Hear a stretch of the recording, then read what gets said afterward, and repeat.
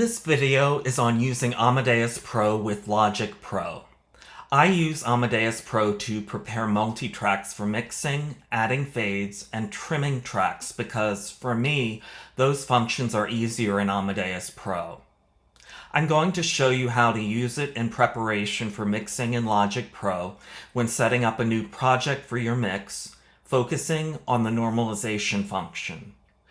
You can create a type of batch processor with Amadeus Pro that is more versatile and intuitive than what you can do in Logic Pro. This batch processor can be saved as an individual file that can be opened on its own and used in the future for tasks that you need to do frequently.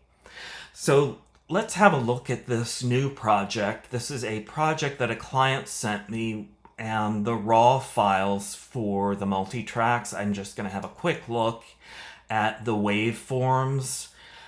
And the first thing I see is it's a mono track. Down here you can see it's in 2448. And there is a lot of headroom.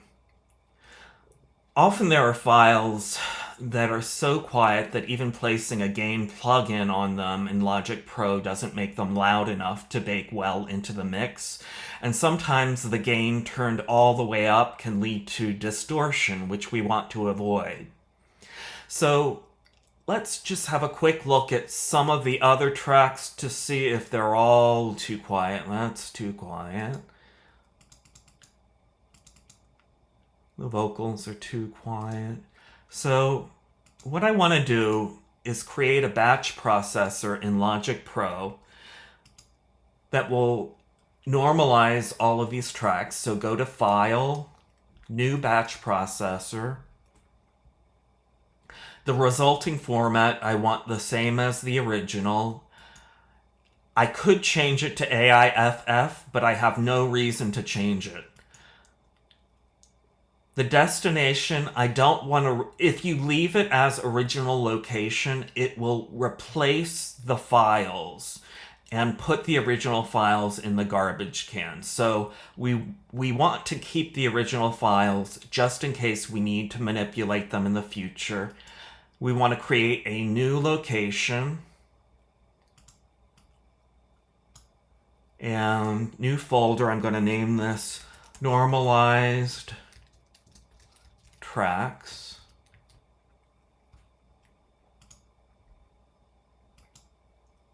Okay. Go to Actions, go to the pull down, select Normalize. When you normalize, you want to make sure you don't select anything higher than 0 as the maximum sample value, because you will get clipping if you do that. Some engineers do it anyway because they want everything to be loud. But doing this can lead to distortion, which you want to avoid at all costs. If you want to add distortion to a track, best practice is to do it through a plugin, not in messing up the dynamics. My PSA is this: don't fall victim to the loudness wars. So I am going to set this to -2 because I want to leave a little bit more headroom than if I left it at 0. Maximum sample value, that's correct. Click OK. I want to save this batch processor because I want to use it in the future. So I go to Save. I'm just going to save it in a random place, but you can save this wherever you want. I'm going to name this Normalized -2. Click Save. And if I close out of that, I can select it, the file, and the batch processor appears again with normalized amplitude to -20 decibels without having to create a new one every time. So that's convenient. So right now, I want to select all of the original tracks, drag and drop them into the batch processor. And now they're retaining the same names, but they are normalized in the folder called Normalized Tracks. So let me just take a quick look. The bass looks much better.